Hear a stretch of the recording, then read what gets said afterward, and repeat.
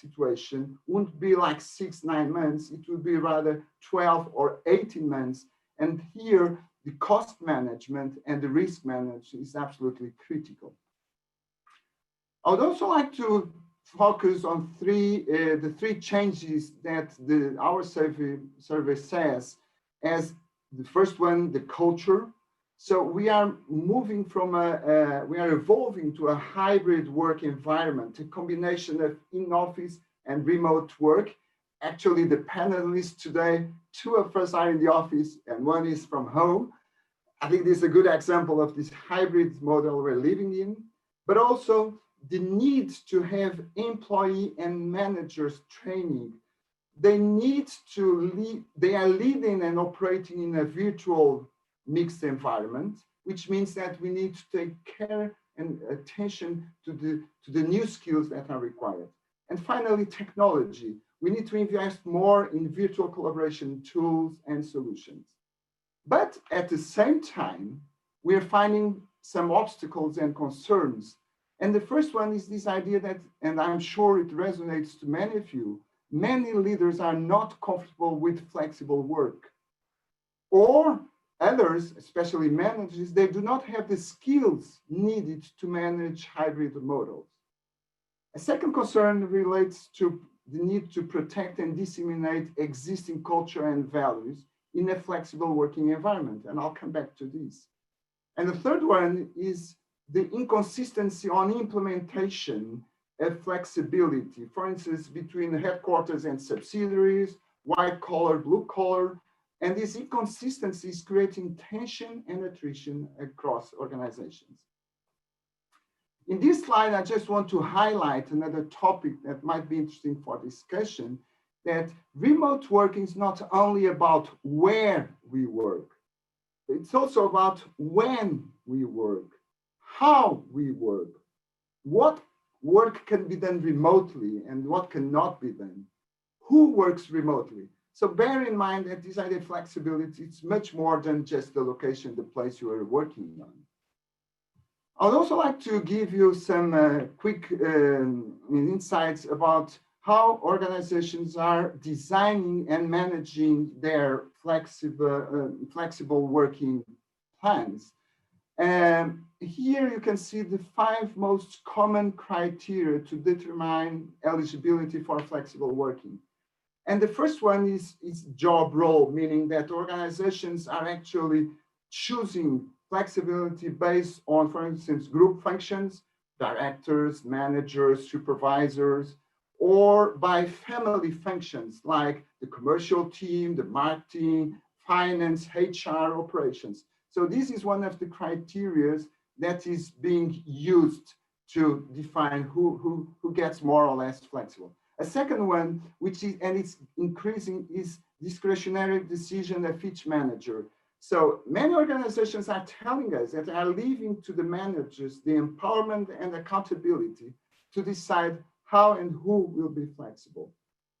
A third one, which for me is probably the most challenging and important one, is the employee preference, especially for organizations with high attrition and voluntary leaves. It's absolutely critical to know what are the employee preferences. Similar to organizations highly dependent on young workforce. Again, we all know that young workforce thinks differently. So it's absolutely critical to understand what are their preferences. Or even organizations exposed to shortage of skills. We all know that next years will be years of, well, there'll be a lot of fight about skills, about talent, and this is the right timing to start thinking about it. Then the other 2 are less common. It's job grades, like higher or lower grades. It's not really, it's used, but it's not as normal as the other ones. And the last one is the geography-based criteria, basically looking at the local conditions. Is the public transportation good? Is access to internet good? How is the culture, the background of people? And this should also influence on the decision to go more or deeper or lighter on flexibility. This slide quickly also just to share you two messages which I think are important for our discussion. 2/3 of respondents plan additional investments, either on connecting digital tools or shared content tools. But 1/3 of respondents of the survey, they say they are not planning to do additional investment in tools and technology because they have done it before. So what we found out is that many companies in 2019 and 2018 did the right move. And so they were really ready to go in terms when the pandemic came up. Last slide on the survey, just to share with you what are the key areas of focus for 2021 in terms of health and welfare benefits. And these are the three top ones. The first one, organizations are telling us that next year they are going to invest and develop well-being programs. Well-being meaning mental well-being, physical well-being, financial well-being, so important today, social well-being. So this is the first one. The second one is the development organizations are telling us that they're going to keep investing on digital health solutions, telemedicine, smart apps. So it will be absolutely, we believe it will be a boom due to the situation, but also due to the fact that the health sector is far away on the digitalization.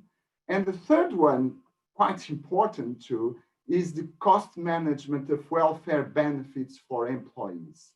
Like higher deductibles, revise employee contributions to DC schemes, for instance, on the pensions, reduce limits, caps. So these are the three key areas of focus in 2021, according to our survey. But now, so let's move and let's talk a little bit about what might be the future of the work based on these observations, our research, and the work that we are doing in Mercer with many clients across the world. And I think the question is this one that we're seeing. What's the most important thing we are learning about our people and our organization during COVID-19?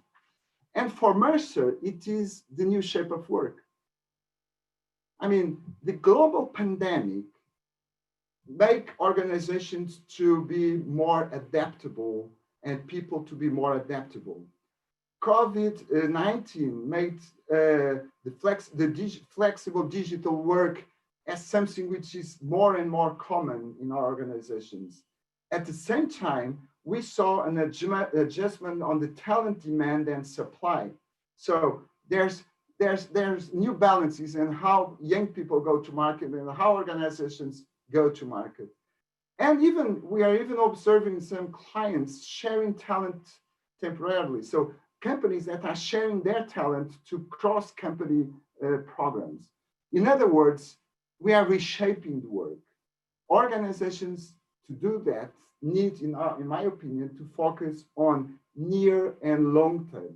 So what we are working with many clients is on this framework where there are three distinct phases: respond, return, reinvent.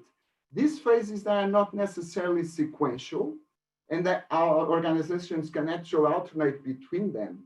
Many of us, we were already on the return phase, and with the new lockdowns and the new measures from governments, we are back to respond. Respond means immediate actions, mean business continuity plan, business resilience management, okay? Return is pretty much about going to the office, thinking about the hybrid models, kind of trying to find the new normal. That's where many of us were or are in current times. But nevertheless, disruption brings opportunity, as we all know. Opportunity to reflect, to reset, to revigorate our people. And what our experience says collectively, I think this resonates to many of you, is that it is absolutely critical to the speed of response to a crisis. We need to have a good risk management. We need to have strong crisis response teams. And that's absolutely critical at this stage. But at the same time, we need to balance economics and empathy. This is the time, as I said, to the CHRO, which means that on one hand, we need to have a strong cost management. We need to take care about our P&L, but basically and mainly, we need to have empathy to our people. We need to retain talent. We need to listen to what people are telling us. We need to understand their needs. We need to communicate more and more with people. And finally, we need to innovate. We need to innovate out of necessity. And so I'll come back to this idea of the reinventing, the reinvention phase, in order to define our future beyond COVID. And here I just want to highlight 3 topics which for me are important. Reinventing, the key focus on reinventing for value is alignment of benefits and work models, while reinventing for flexibility is more elasticity and skills. And reinvent sustainability is about sustainable investments, transformation, and somewhat benefits. If I go a little bit deeper on this idea, we all know that what people value and how people value things is changing. And so changing consumer preferences have affected the business models of our organizations. So organizations are now looking to design future value creations and incentivize transformation. And that's reinventing the value of organizations. But at the same time, our employees, what employees values from as employers has changed too. They value health, well-being. So we need to rethink the benefits that truly benefit our workforce, our employees. And we need to build up employee value propositions for a more diverse and inclusive teams. So actually we need to move from employees as costs to employees as assets to invest in. We need to move from transactional relationship to trusting cultures. But the COVID-19 show us that we are able and we need to flex how and where we work. It has forced organizations to downsize and gear up capacity to match up the demand. It has accelerated digital transformation plans. And there's a need to design these flexible working models or to redefine these flexible working models. So reinventing flexibility is pretty much about these needs, but also the need to build a more flexible talent model that will deliver the skills of the future at the right price and at the right pace. And just finalizing, reinventing sustainability. So companies and investors are talking collectively responsibility for the future of the multi-stakeholders, namely in 2 areas: business sustainability through cost optimization, but also funding in a more diverse agenda, and demonstrating their commitment to an overall purpose, to their people, to our planet, through a sustainable transformation. So I'm finishing. This is what I would like to share with you. I hope some of these things resonate to you. And thanks a lot for your time. Lucy. Thank you, Diogo. It was really, really interesting. I thought particularly interesting around business models needing to change as what people value changes. I thought that was particularly interesting. Taryn, we've heard a lot from Diego through his survey and his experience, but it'll be great to hear a little bit about how you've been managing on the ground. Yeah, I think what I'm going to try and focus on in my session now is just talking a little bit about lessons learned from the front line. And it feels like an odd time to be doing this because let's be honest, we aren't through COVID yet, but I think we're through at least wave 1, and we're starting to see what the impacts of wave 2 might be across Europe at least. And in some of the other markets, we're sort of midway through wave 2s and sort of second lockdowns, and trying to keep ahead of this situation and understand how we as in-house counsel, as HR advisors, can be guiding our organizations through these really murky waters. And I suppose looking back on this in preparation for this session, I sort of had 3 lessons learned that I thought it might be interesting to talk about now and just discuss with the group. And I suppose the first lesson that I've learned from this, at least, is ultimately when it comes down to it, safety matters most. And what I mean when I'm talking about that is there are lots of times where, particularly when the crisis first hit, and I'm sure none of you on this call would have had this problem because you would have had access to the wonderful lawyers at Yes Laboris who would have guided you through this process, but getting clear advice on how to handle, how to respond to the pandemic was really difficult. And actually, one of the ways we as in-house counsel or in-house people and HR teams really added value throughout this process was taking a situation that no one had ever dealt with. There was never anyone in any organization, I'm sure, that was able to say, don't worry, chaps, been here before, this is what we should do.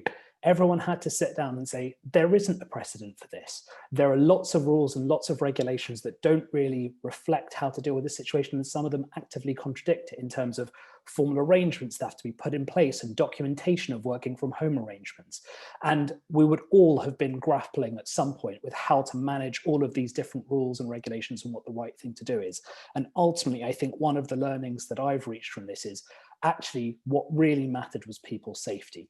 If there are if there are countries in which your organization operates in where there are these sort of strict and stringent rules, definitely the right thing to have done, and I think the right thing to do in wave 2s and other rollouts or other phases of this particular battle against coronavirus, the guiding feature should always be ensuring the safety of your employees, ensuring the safety of your stakeholders, and putting that first and foremost in everything you do. So if there's a requirement to take immediate action and then fix arrangements around how you document particular processes, how you make sure you get computers and everything to people safely, that's the kind of thing you do after the event. The first and foremost is making sure everyone's safe.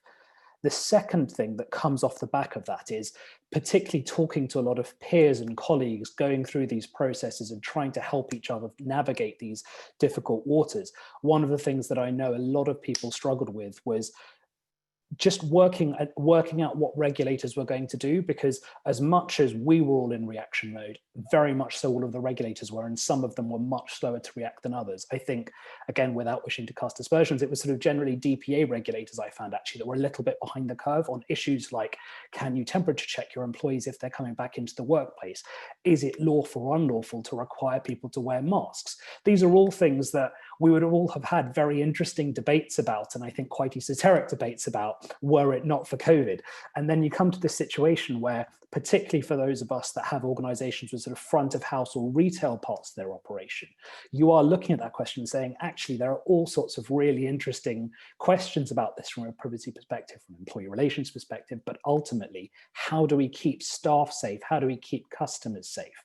And if the right thing is to do is to sort of try and get ahead of where the regulators are, that's another way where I've found that in-house counsel, in-house HR teams have been able to add real value by almost being that one step ahead of the regulators and seeing the mood music, seeing where regulators are going to go, and giving our internal stakeholders the confidence from our knowledge and experience to say, look, the position isn't clear on this, but the right thing to do is X. We should talk to our employees about it. We should talk to our stakeholders about it, make sure they understand what we're doing and why we're doing it. If we need to correct it afterwards, we will, but this is the way we're going to try and keep people safe. And if we can learn lessons from other markets, so certainly speaking for Deliveroo, we have quite a broad geographic footprint. So we were able to see what had worked well in Asia as the virus sort of spread across Europe, and take learnings from some of our markets in APAC and apply them to our other jurisdictions as they caught up with the pandemic.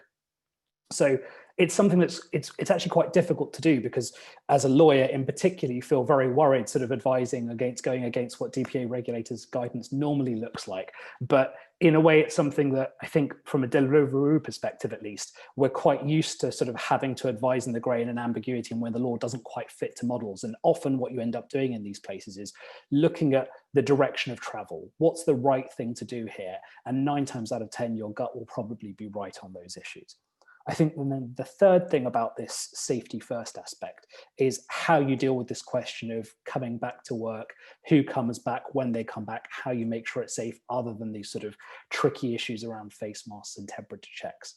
And I think Diogo raised a really interesting point about how different organizations are dealing with this. And we might come on to this later, but he talked about, manager discretions and sort of white collar versus blue collar. And I think we'll come on to this, I'm sure, later in the session, but I think one of the really important things about this is organizations having to look at their employee makeup and make sure they're doing the right thing by all of their staff. And I think trying to tier these things by seniority can actually really backfire. And often, even when you're trying to do it by sensible commercial things and thinking about which roles practically can be done from home, which roles practically are more difficult to do from home, at least what we found was that sometimes it is the sort of lower level jobs that are sometimes more difficult to do from home, sort of lots of more customer facing, more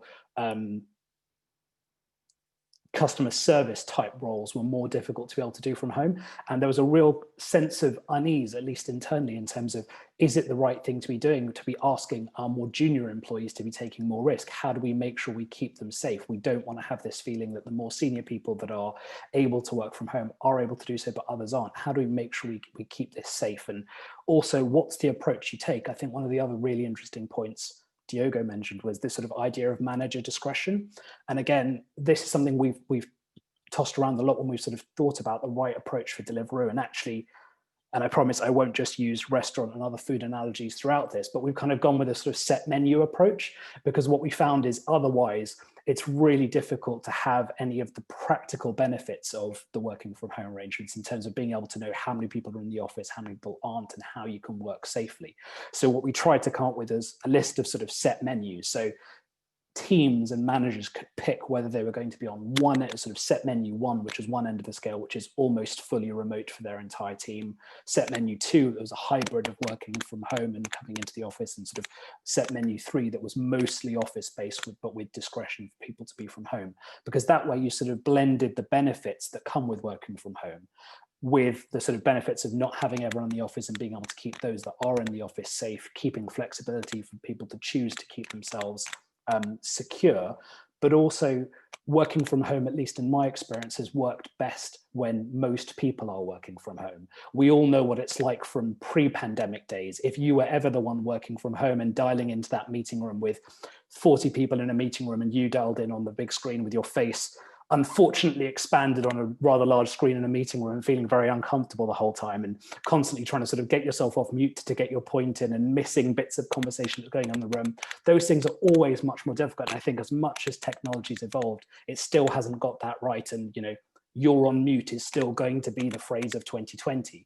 But where more and more people are remote and where you are choosing from these sort of set menu options, you're able to harness more of the benefits and minimize some of those drawbacks from that arrangement.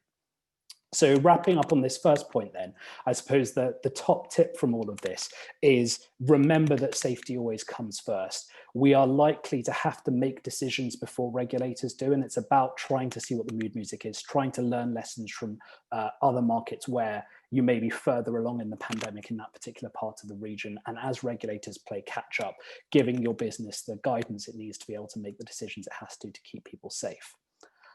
My second learning from this process, and I'm sure this won't be news to any of you on this call, whoever's sort of been involved in a large pan-European or worldwide restructure or merger acquisition will know this, but there is truly no such thing as a genuinely global approach.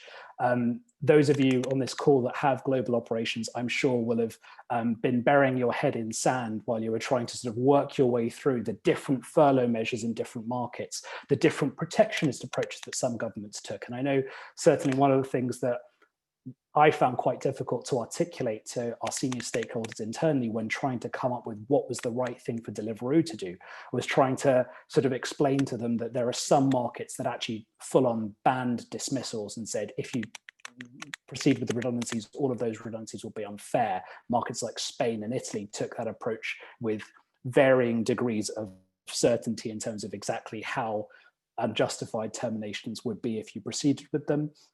And then other markets where they didn't have that protectionist approach. But equally, there was a similar issue with furlough, where those of you on this call from the UK will be familiar that our furlough scheme, at least at the outset, was very much about keeping people safe. It was do no work. It was stay at home on the furlough arrangement, but you must not work. Whereas in Europe, you had far more partial activity type schemes where people were being encouraged to work 20, 30, 40, whatever, similar percentages of their normal working hours and be topped up by the state.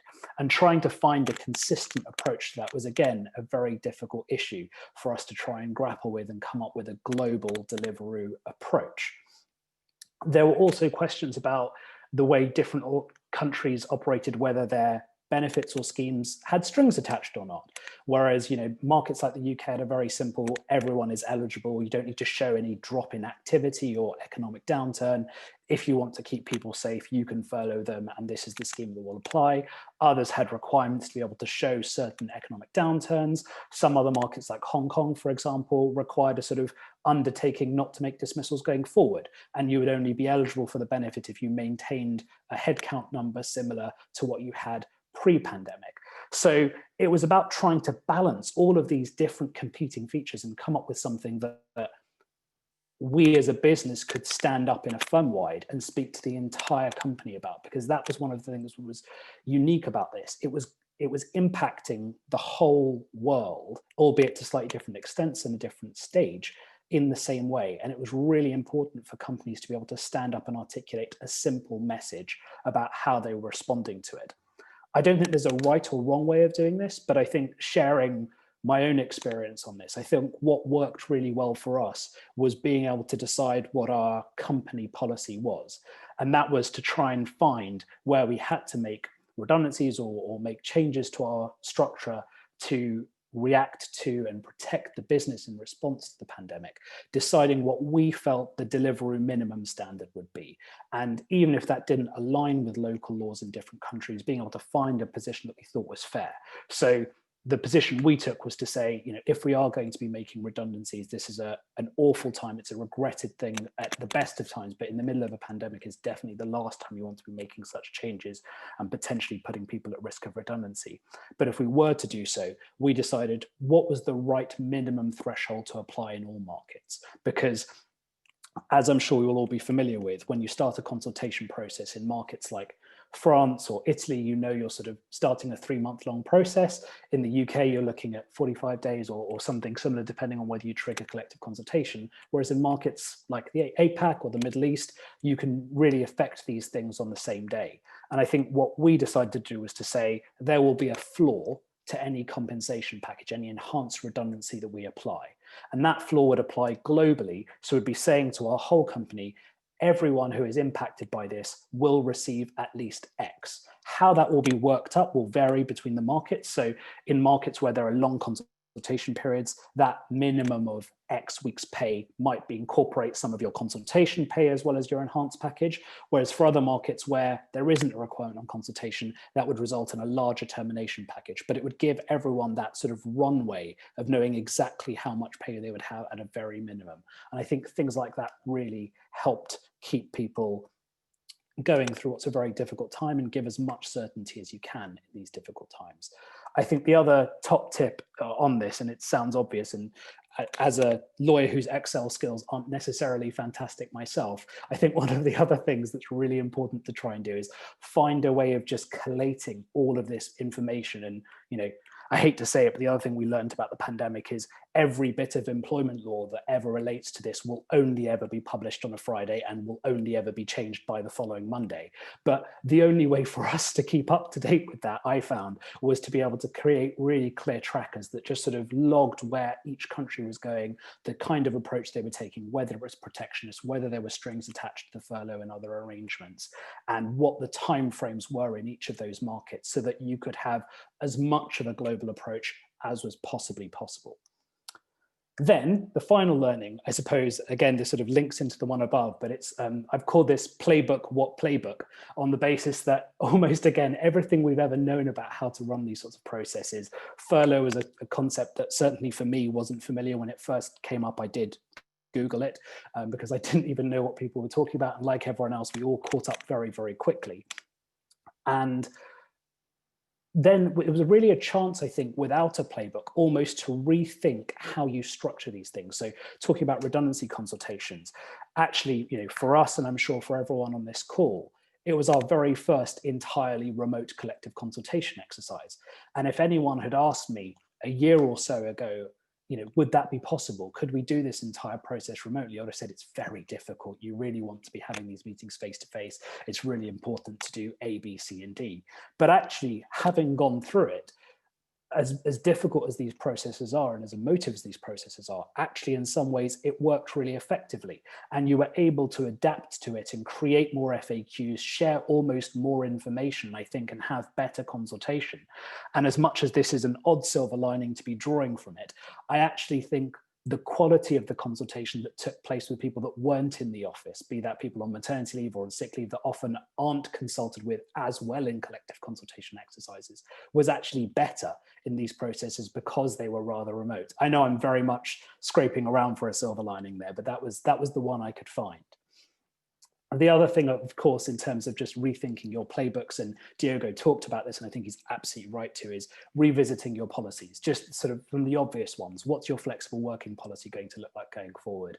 Can you really ever say that a job can't be done remotely ever again? It's a genuinely interesting question that I think we all have to start thinking and pondering.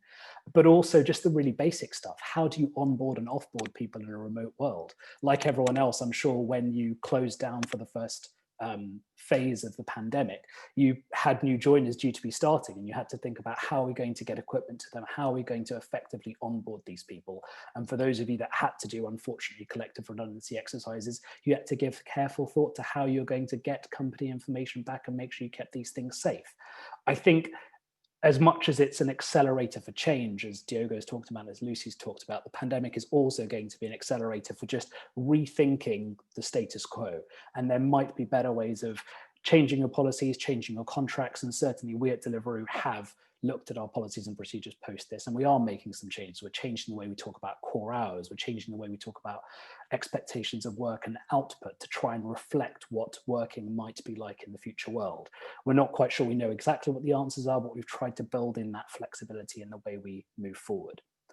Having touched on those three key learnings, I wanted to have something that was a little bit more positive in terms of what hasn't changed. And I think the key thing there is people still matter and they still care about everything that was just as important pre the pandemic. And I think one of the things that's really struck me throughout this is, despite all of this, we've seen the impact of things like the Black Lives Matter movement. And those have been, particularly in an organization like Deliveroo, so keenly felt despite everything else that's going on in the world.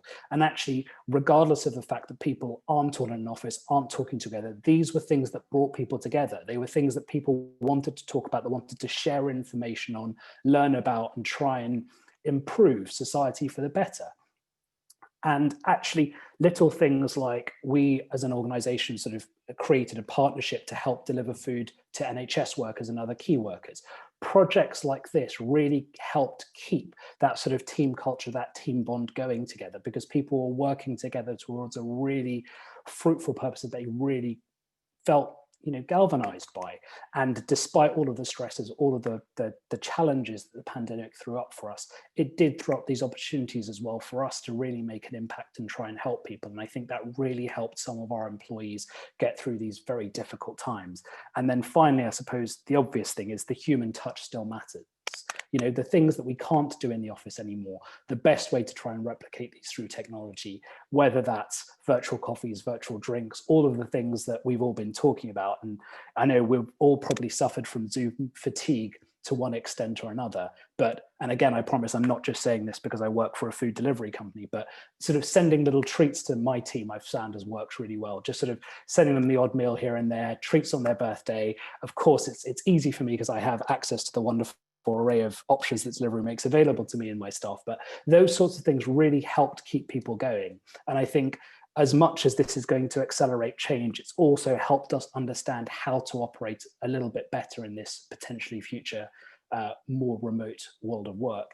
And at a time where people, I think, have been more forgiving generally because this has been thrust upon us. So now's the best time to get all the mistakes and all the kinks out of the system, work out what's been working during the pandemic, work out what's not been working, so it can help inform your future strategy in terms of how you work in a slightly more remote workplace.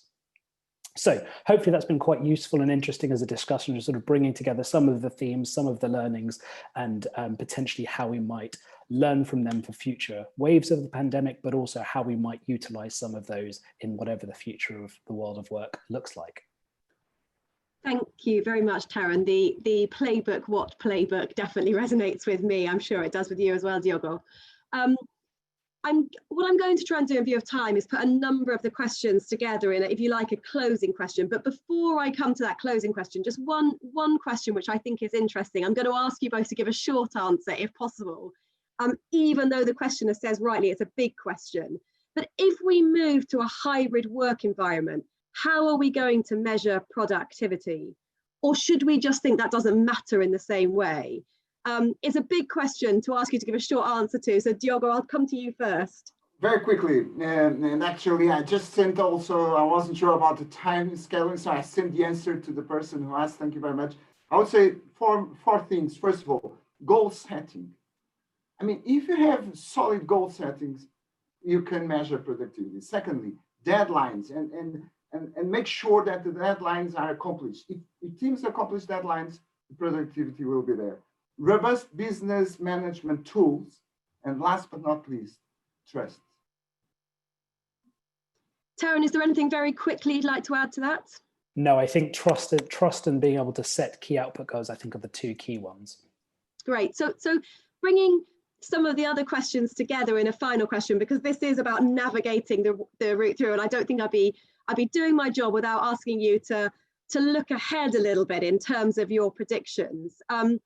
One of the questions we've got in terms of the hybrid model is what your best guess will be in terms of the common trends of split between home and work. So I'm wondering if you can give a view on that as a short-term change, but then perhaps give a comment on what you expect from your experience to be perhaps a more medium-term change and a longer-term change. Taryn, if I come to you first on that question.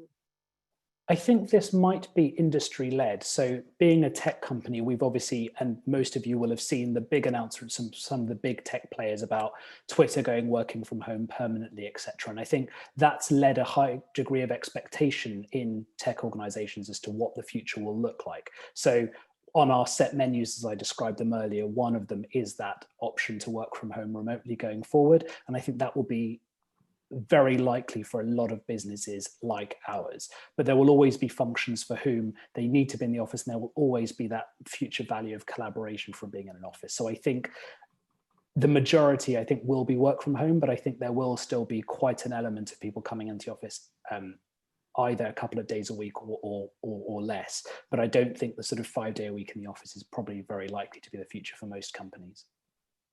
Thank you. Diogo, coming to you for some closing comments around that trends we're seeing around the hybrid model, the amount of time in the office, but more generally medium and longer term.